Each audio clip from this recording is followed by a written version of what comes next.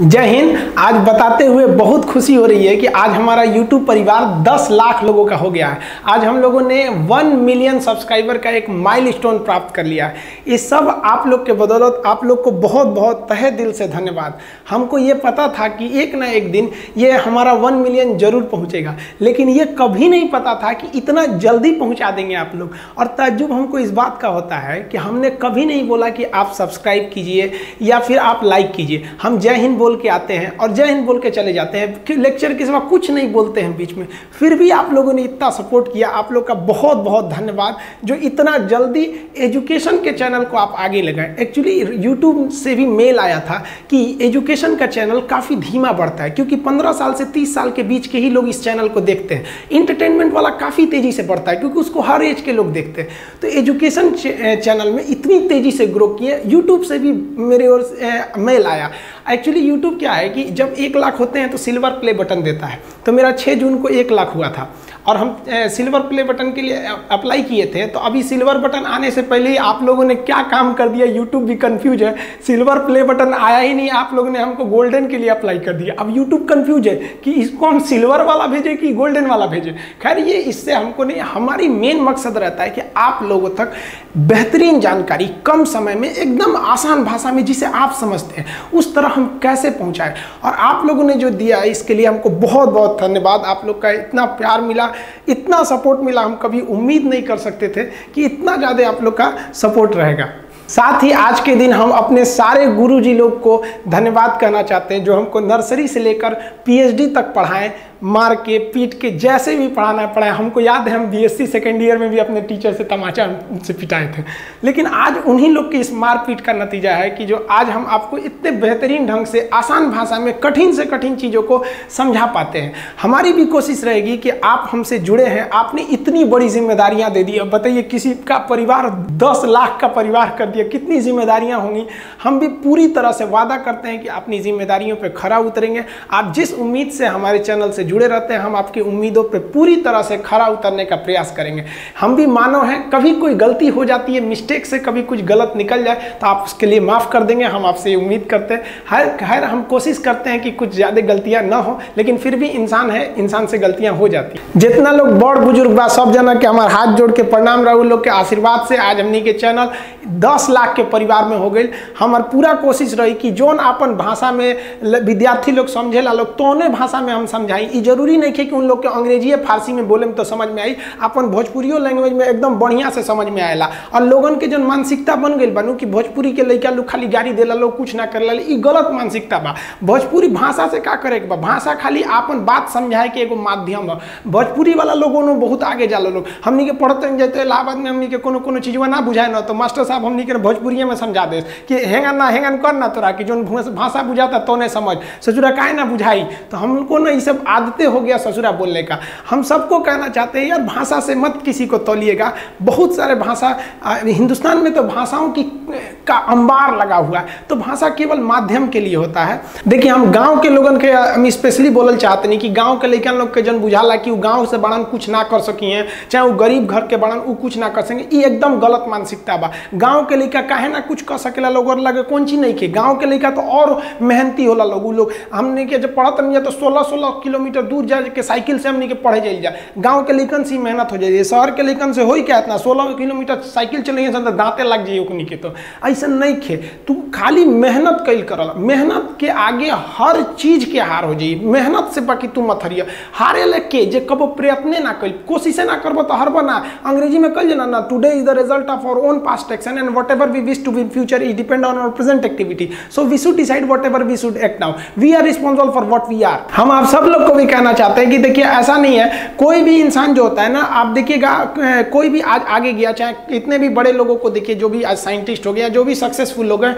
वो अपने पढ़ाई में ऐसा नहीं कि बहुत टॉप थे, वो एक एवरेज स्टूडेंट रहते, लेकिन हाँ हमेशा निरंतर पढ़ते रहते थे। आप किसी भी चीज़ को निरंतर करते रहिएगा, आपको वो समझ में आ ही जाएगा, कंफर्म आएगा। आप सब लोग को पता था पटना वाले जो क्लास के लड़के थे, उनको तो पता ही था कि भाई मेरी तो सगाई हो गई थी, 2 साल पहले ही हो गई थी। अब मम्मी कह रही है ना कि तुम एक काम करो, जल्दी जल्दी तुम्हारी हम अगस्त में शादी करा देते हैं। तो हम उनको कौन समझाए, मम्मी पापा को समझाना काफ़ी मुश्किल होता है कि भाई अभी स्टूडेंट सबको पहले देखा जाए, पहले ये लॉकडाउन खत्म हो, हम लोग पहले कोरोना से जीतेंगे, बाद में शादी ब्याह होते रहेगा हम लोग का।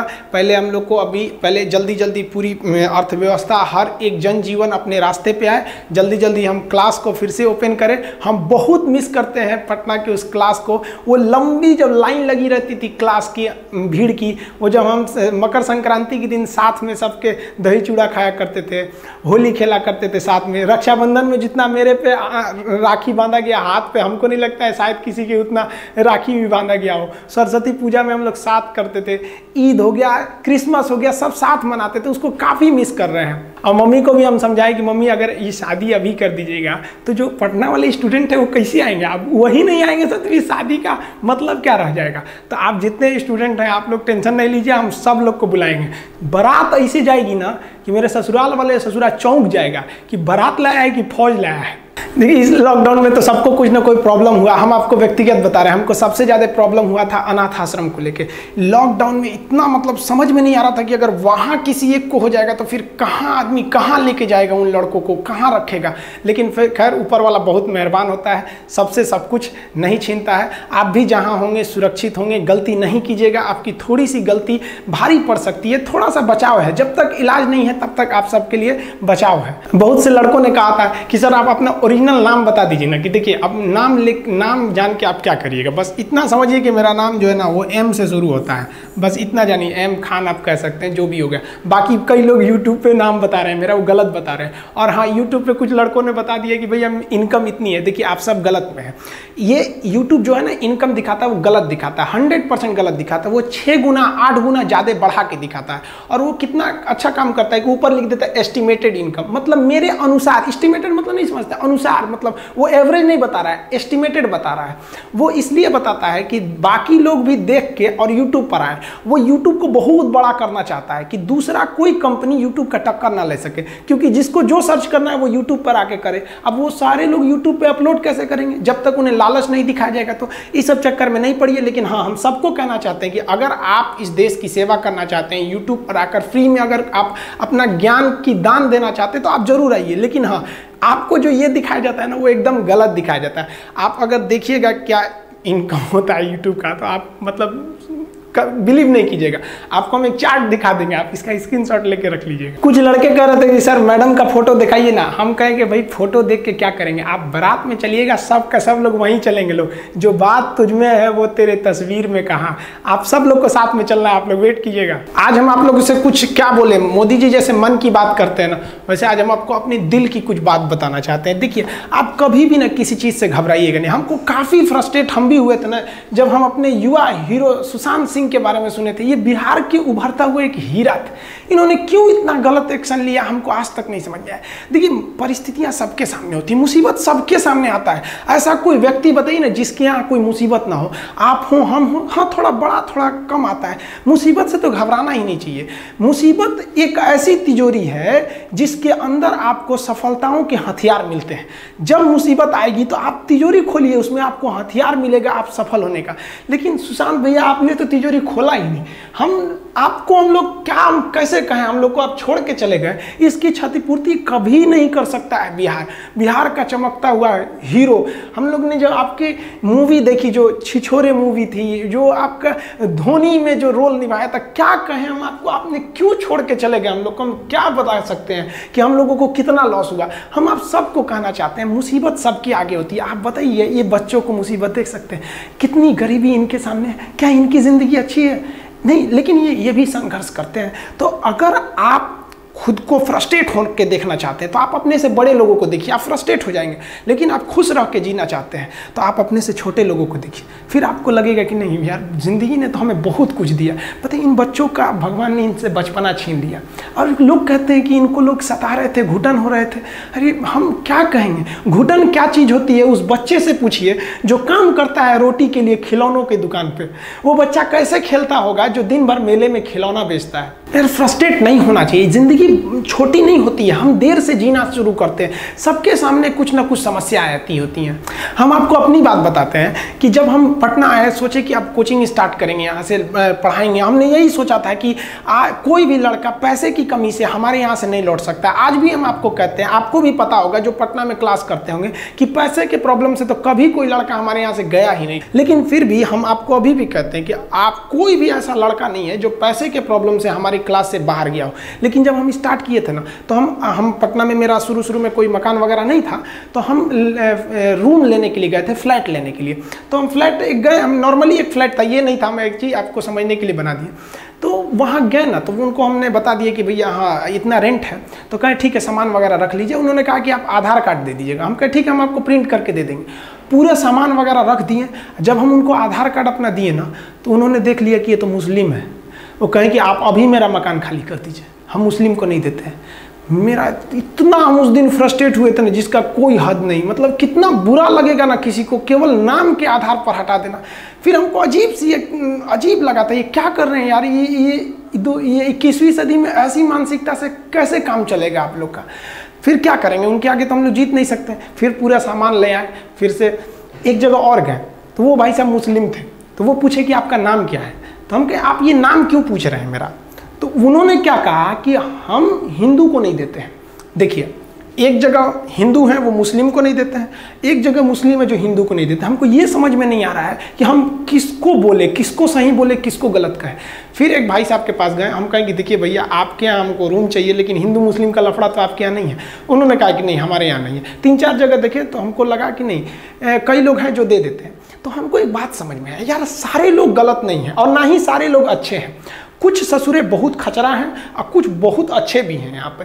लेकिन इससे घबराना नहीं चाहिए। हमको कुछ समय के लिए बहुत बुरा लगा था यार, क्या हो गया हमारे देश को। जब हम गुलाम थे तो हिंदुस्तानी थे, ये आज़ादी ने हमें हिंदू मुसलमान बना दिया। ये क्या मतलब बनता है। हम तो ये कहते हैं कि भैया एक अच्छा हिंदू वही है जिसे कोई मुस्लिम भी गाली ना दे सके, कुछ ना बोल सके। आप बताइए ना, विवेकानंद के बारे में कोई अपशब्द बोल सकता है। और अच्छा मुसलमान वही है जिसे कोई हिंदू भी चाह के अपशब्द नहीं बोल सके। हम किसी को भी कहते हैं, चुनौती देते हैं, आप अब्दुल कलाम के बारे में एक अपशब्द निकालिए, आप में हिम्मत ही नहीं होगा कि आप कुछ निकाल सके इनके बारे में। देखिए, फ्रस्ट्रेट नहीं होना चाहिए। भगवान सबको एक दिन सद्बुद्धि देता है, सब लोग एक रास्ते पे आते हैं। हर समस्या का कोई ना कोई समाधान जरूर होता है। इत्तेफाक देखिए, जब पटना में ब्लड बैंक में ब्लड वगैरह घट जाता है, या आपको भी पता होगा पटना वालों को कि हम लोग कितना, मतलब ऐसा तो कोई दिन नहीं होता होगा कि जब कोई आदमी ब्लड के लिए नहीं आता होगा। और वो हम लोग थोड़ी देते हैं, हम लोग के स्टूडेंट आप ही लोग तो देते हैं जा के ब्लड वगैरह। तो एक दिन क्या हुआ कि PMCH में किसी का ऑपरेशन था, वहाँ ब्लड नहीं था। तो किसी ने बताया कि चले जाओ खान सर के पास, वो ब्लड का इंतजाम करा देंगे और फ्री में करा देते हैं। वो लड़के आप ही लोग तो ब्लड देते हैं, हम थोड़ी ना जाते हैं, हम तो आप लोग को मोटिवेट करते हैं। तो हमारे पास वो आदमी आए और देखे तो हम चौंक गए, क्योंकि वही व्यक्ति था जिन्होंने हमको अपने मकान से बाहर निकाला था कि तुम मुसलमान हो, तुम्हें नहीं देंगे। और आज वो आए थे कि उनके बेटी का ना ब्लड की एकदम सख्त जरूरत थी। हमने उनसे पूछा कि आपको हिंदू का ब्लड चाहिए कि मुसलमान का ब्लड चाहिए। तो उन्होंने कहा कि भाई कुछ भी चलेगा वहाँ पर। तो उनको, भाई ऐसे तो ब्लड कोई पूछ के थोड़ी देता है किसका है, लेकिन फिर भी वो इंसान टोटली चेंज हो गए। और हम कुछ दिन पहले जब वहाँ गए थे तो देखे थे, अब वो ये सब मानसिकता से हट गए हैं कि किसको देना चाहिए या किसको नहीं देना चाहिए। तो हर समस्या का समाधान होता है, आप समस्या से भागिए नहीं। ज़िंदगी है, हमेशा आपको कभी कभी कोई ज़िंदगी में आएंगे टेम्पोररी लोग और आपको परमानेंट लेसन सिखा के जाएंगे। तो इससे क्या आप अपना हिम्मत हार जाएंगे। हम आप सब लोगों को कहना चाहेंगे, इस तरह से मानसिकता से हटिए। हम सब क्या है, कोई ऊंच नीच नहीं है, कोई बड़ा जात कोई छोटा जात नहीं, हम सब एक हिंदुस्तानी हैं। हम सबको एकदम मिलजुल कर रहना चाहिए, इतना हंसी मजाक करके, इतना खुशी से रहना चाहिए कि किसी को पता ही नहीं चले भैया कौन इसमें बड़ा कौन छोटा, एकदम मिल के रहना चाहिए। कहते हैं ना कि महफिल भी रोएगी, हर दिल भी रोएगा, डूबेगी कश्ती मेरी तो साहिल भी रोएगा। इतना प्यार बांटूंगा इस दुनिया में ऐ मेरे दोस्त कि मेरे मरने के बाद मेरे आशिक तो क्या मेरा कातिल भी रोएगा। और दुनिया में ना किसी भी समस्या है भाई, उसका सबसे अच्छा एक टोल फ्री नंबर है। दुनिया की कोई भी समस्या का सबसे टोल फ्री नंबर है दोस्त। एक बढ़िया दोस्त बनाओ भाई, 2-4 लोगों का, और उनसे ही आप पढ़ाई लिखाई हर तरह के डिस्कस करते रहो। दोस्त से बढ़िया टोल फ्री नंबर कोई नहीं है, हर चीज़ का इलाज है। और कुछ दोस्त जिंदगी में तो ऐसे बनाओ ना जो आपकी प्रॉब्लम को वैसे ही समझ जाए जैसे डॉक्टर की लिखावट मेडिकल स्टोर वाला पढ़ लेता है। और एक बात और, ये जो अच्छी किताबें होती हैं और अच्छे दोस्त होते हैं ना, जल्दी समझ में नहीं आते हैं। लेकिन इसलिए दोस्ती बहुत अच्छे सोच समझ के कीजिएगा, क्योंकि कहा जाता है कि एक आम 10 आम को सड़ा सकता है, लेकिन 10 अच्छा आम एक सड़े हुए आम को कभी ठीक नहीं कर सकते हैं। इसलिए अगर आपको कोई आपके सर्किल में, कोई आपके करियर में कोई बाधा आता है तो तुरंत बाहर कीजिए, उनसे कोई इग्नोर मत कीजिए। ज़िंदगी जो है ना वो एक एग्ज़ाम की तरह है, और इस एग्ज़ाम में ना ज़्यादातर लोग फेल हो जा रहे हैं। क्यों फेल हो रहे हैं? क्योंकि वो एक दूसरे का नकल कर रहे हैं और उनको पता ही नहीं है कि सबका क्वेश्चन पेपर अलग है, इसीलिए फेल हो रहे हैं। तो ज़िंदगी में सबकी समस्याएं अलग होती हैं। आप दूसरे की समस्या से केवल साहस ले सकते हैं, उसका तरीका नहीं अपना सकते। हिम्मत बनाए रखिए कि नहीं, हमें भी इस सफलता को पाना है। और ये ज़िंदगी जो है ना एक अजीब सी रेस है यार, समझ में नहीं आता है। अगर तेज भागिएगा तो आपके अपने पीछे छूट जाएंगे, और धीमे दौड़िएगा तो आपके अपने ही आपको पीछे छोड़ के चले जाएंगे। इसलिए ज़िंदगी की रफ्तार इतनी बनाए रखो यार कि भले दुश्मन आगे निकल जाए लेकिन एक दोस्त पीछे नहीं छूटना चाहिए। अपने ज़िंदगी में हौसला बना के रखिए। पतंग को पता होता है कि उसका अंत एक कचड़े में जाकर होगा, लेकिन उससे पहले उसे आसमान छूकर दिखाना होता है। पहाड़ों को चीरते हुए जब नदी निकलती है ना तो कभी नहीं पूछती है कि समुंदर अभी कितना दूर है, और नदी में गिरने से तो कभी किसी की मौत नहीं होती है। मरता तो वही है जिसे तैरना नहीं आता है। तो हम सब परिस्थितियों के आगे हार जाते हैं, हम हार जाते हैं। परिस्थितियां सबके सामने होती है, जो डट के रहा उसे मंजिल मिली, और जो नहीं डटा वो हार के चला गया। जब हमारे पास परिस्थितियां आती हैं, हम घिर जाते हैं चारों ओर से, तो हम परिस्थितियों को दोष देने लगते हैं, न कि उस परिस्थितियों से निकलते हैं। कोई मस्जिद जाता है, कोई मंदिर जाता है, कभी सोचा है भगवान को कितना बुरा लगता होगा? सोचते होंगे कि बंदा केवल हमसे मांगने ही आता है। यार कभी मिलने भी आया करो। हमको तो लगता है किसी दिन भगवान निकल के बोलेंगे कि यार केवल तुम लोग हमसे मांगने ही आते हो, कभी मिलने भी आया करो। तो भगवान से या अल्लाह से सबसे एक दुआ मांगिए कि आप हमको मुसीबत देना है, आप दीजिए। आप जिस तरह से हमें खुशी देते हैं उसी तरह से हम आपके दिए गए दुखों को भी अपनाएंगे, लेकिन हाँ उस दुख से लड़ने की हिम्मत भी जरूर दीजिएगा। और सबको अपने अपने कर्मों का पता होता है, यूं ही गंगा किनारे इतनी भीड़ नहीं लगी रहती। देखिए ज़िंदगी में आपसे भी कुछ गलतियां होंगी, और गलती किससे होती है? जो काम करता है, मेहनत करने वालों से ही तो गलतियां होती है। निकम्मों की तो पूरी जिंदगी निकल जाती है दूसरों में कमी ढूंढते ढूंढते। देखिए सफलता और असफलता में थोड़ा सा का अंतर है। सफलता आपका परिचय दुनिया के सामने कराएगी, और असफलता दुनिया का परिचय आपसे करा देगी। इसलिए सफल जरूर होइए।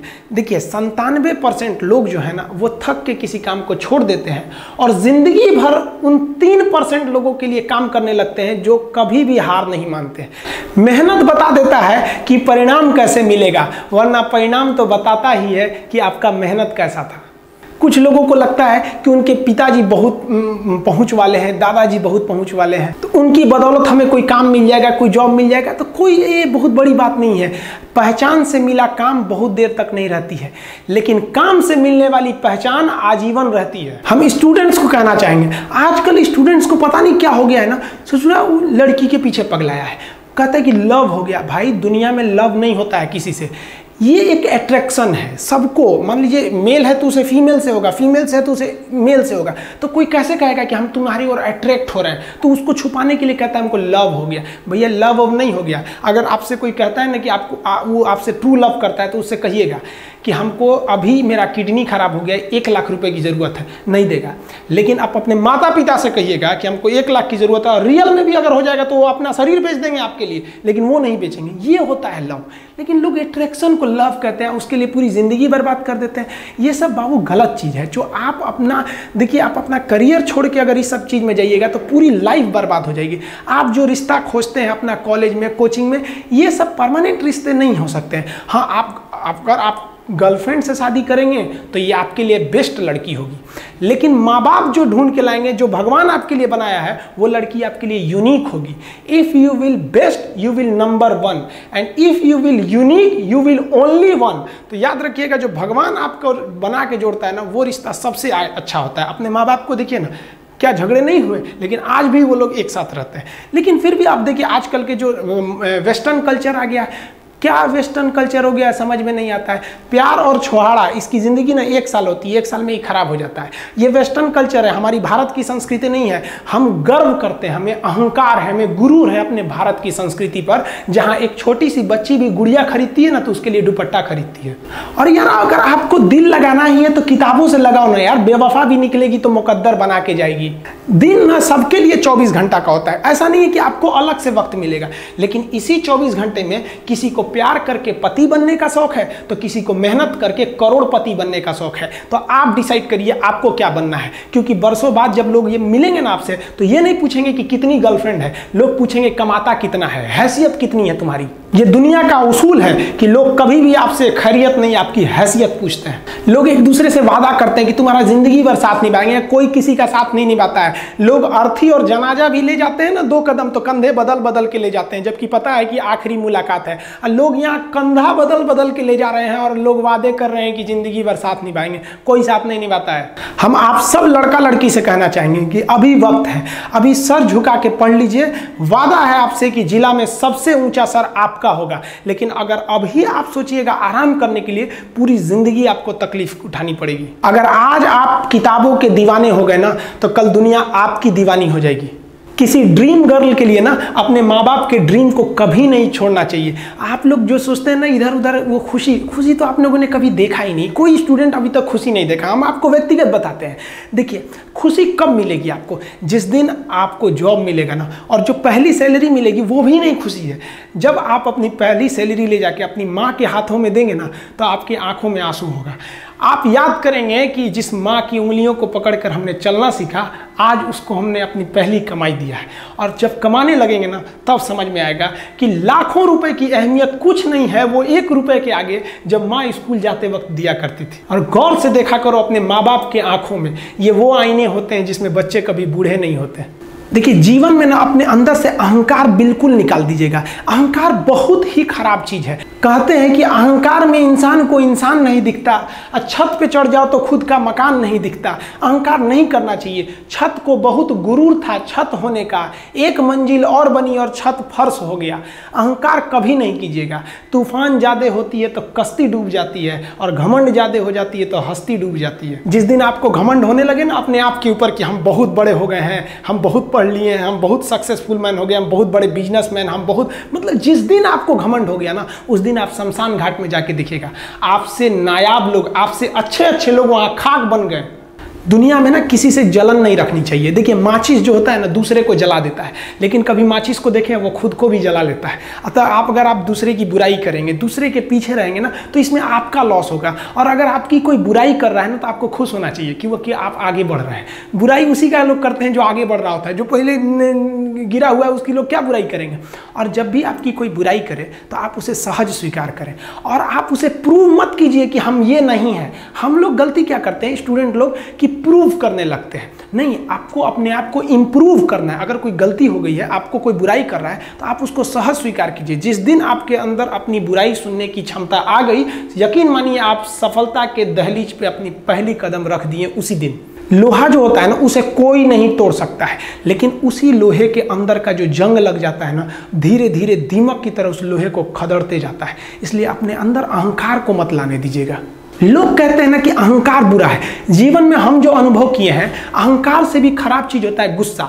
देखिए अहंकार उत्पन्न ही नहीं होगा जब तक आपको गुस्सा नहीं आए। आप ऐसे नॉर्मल बैठे हैं और आप किसी से कहिएगा कि तुम्हारी क्या औकात है, जब तक आपको गुस्सा ना आए। तो अहंकार एक पेड़ है और गुस्सा उस पेड़ का जड़ है। इसलिए गुस्सा जिस दिन आया उस दिन आप बर्बाद हो जाएंगे। किसी भी व्यक्ति को बर्बाद कराने के लिए सबसे जरूरी है गुस्सा दिलाना। आपको पता है लोहार जो होता है, लोहार वो जानता है कि लोहे को हम ऐसे नहीं मोड़ सकते हैं, बहुत ही शक्तिशाली है। इसलिए लोहार ना इस लोहे को ना आग में डाल के इसे गुस्सा दिलाता है। जब ये गुस्से से लाल हो जाता है ना तो जहां गुस्सा आया आप अपनी ताकत खो देते हैं, और ये लोहा अपनी ताकत खो देता है और एक मामूली हथौड़े के चोट से लोहा मुड़ जाता है। तो जिस दिन आपको गुस्सा आ गया समझ जाइए कि आप अपनी ताकत खो रहे हैं। जब हम जन्म लेते हैं तो जन्म से ही हमारी जीभ रहती है और मरने तक हमारे साथ जीभ रहती है, क्योंकि वो बहुत ही नरम रहती है। उसे गुस्सा वो बहुत हार्ड नहीं होती है। लेकिन जन्म लेने के बाद दांत आता है और दांत काफ़ी कड़ा होता है, और मरने से पहले ही दांत चला जाता है। यानी अगर आप नरम रहेंगे तो काफ़ी लंबे समय तक रहेंगे, और जहाँ हार्ड होंगे आप वहीं आपका पतन चालू हो जाएगा।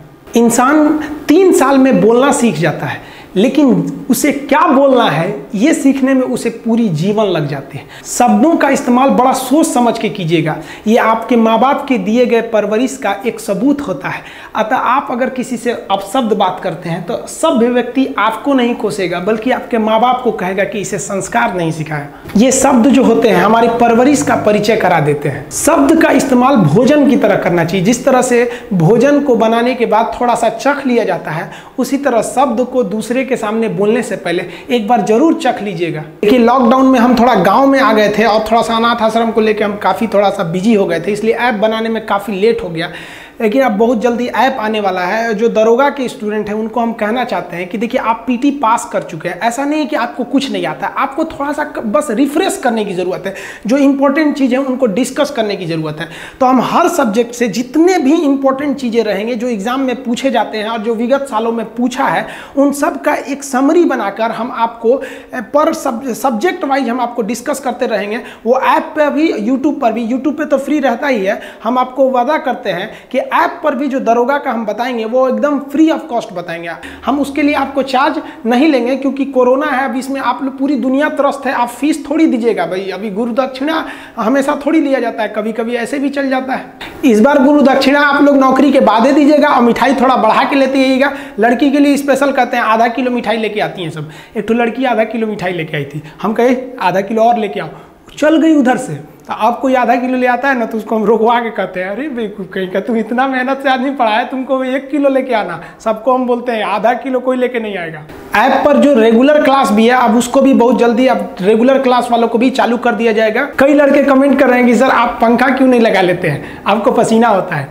हम क्या बोले आप लोग को, जो पानी से नहाएगा वो अपना लिबास बदलेगा, जो पसीने से नहाएगा एक दिन इतिहास बदलेगा। एक दिन हम सब लोग मिलकर अपने हिंदुस्तान के इतिहास को बदलेंगे, फिर से इसे हम सोने की चिड़िया बनाएंगे। और आप निरंतर मेहनत करते रहिए, दूसरे का देखकर नकल नहीं कीजिए। सीढ़ियाँ उन्हें मुबारक हो जिन्हें छत तक जाना है, आपकी मंजिल आसमान है, रास्ता आपको खुद बनाना है। अपनी मंजिल को भुलाकर जिया तो क्या जिया, है दम तुझ में तो उसे पाकर दिखा। लिख दे खून से अपनी कामयाबी की कहानी और बोल उस किस्मत को, है दम तो मिटा के दिखा। एक बार फिर से आप सब लोग का बहुत बहुत धन्यवाद जो आप लोगों ने हमें 10 लाख के परिवार में पहुंचाया। पहले कम लोग थे तो हम सबका रिप्लाई भी कर पाते थे, अभी इतना कमेंट आ जाता है कि रिप्लाई करना भी मुश्किल हो जाता है। इसके लिए सॉरी आप लोग का। आप भी समझेंगे कि इतना पॉसिबल ही नहीं हो पाता है। एक दिन में ना टोटल वीडियो को मिला के 8-8, 10-10 हज़ार कमेंट आ जाता है, उसका रिप्लाई कैसे कर पाते हैं। उसका रिप्लाई एक बार में कर पाना का पॉसिबल नहीं हो पाता है, फिर भी जितना पॉसिबल हो पाता है सारे लोगों का हम रिप्लाई करते हैं। हम चाहते हैं आपसे जुड़े रहें। लास्ट में आप सबसे हम यही कहना चाहेंगे कि जहां तेरी याद ना आए वो तन्हाई किस काम की, बिगड़े रिश्ते ना बना दे वो खुदाई किस काम की। बेशक हमें जाना है अपनी मंजिल तक, लेकिन जहां से अपने ना दिखाई दे वो ऊंचाई किस काम की। आप सब लोग का बहुत बहुत धन्यवाद। मिलेंगे नेक्स्ट वीडियो में, तब तक के लिए जय हिंद।